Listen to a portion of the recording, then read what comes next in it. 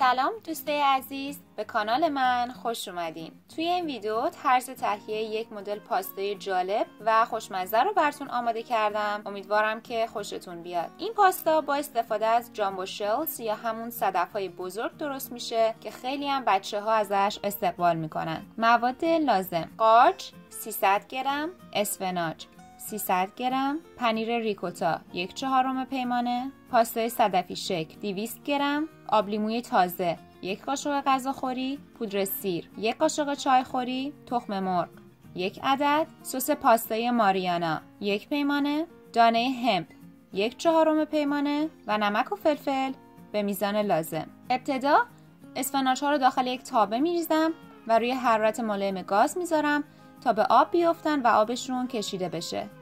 قارچ ها رو هم خرد کردم و داخل یک تابه ریخته اونها رو هم تفت میدم تا آب بندازن و کاملا سرخ بشن.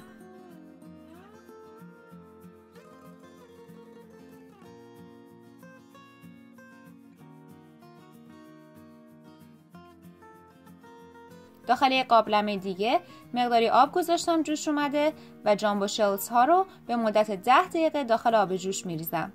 بعد از اون پاستا رو آبکش کرده و کنار میذارم تا کمی خنک بشه. حالا اسفناج و قارچ رو داخل یک کاسه ریخته و روی اونها آب لیمو میریزم. پودر سیر، دانه همپ، تخم مرغ و نمک و فلفل رو اضافه میکنم. اگر از غذاهای تند خوشتون میاد میتونید مقدار کمی فلفل قرمز چیلی هم اضافه کنید. پنیر ریکوتا رو اضافه میکنم و مواد رو خوب هم میزنم.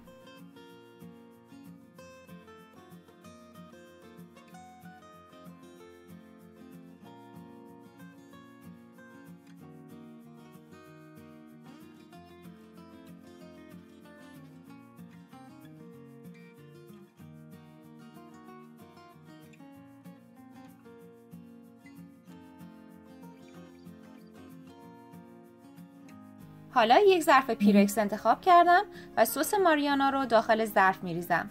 طرز تهیه این سس رو هم حتما در یک ویدیو جداگانه براتون آماده میکنم. داخل هر پاستای صدفی رو از مواد پر کرده و اونها رو داخل ظرف میچینم. روی هر صدف مقدار کمی پنیر موزارلا رنده شده میریزم. حالا ظرف پیرکس رو به مدت 35 دقیقه داخل فری که از قبل با دمای 180 درجه سانتیگراد گرم کرده بودم قرار میدم. همونطور که ملاحظه میکنید پاستای ما آماده است.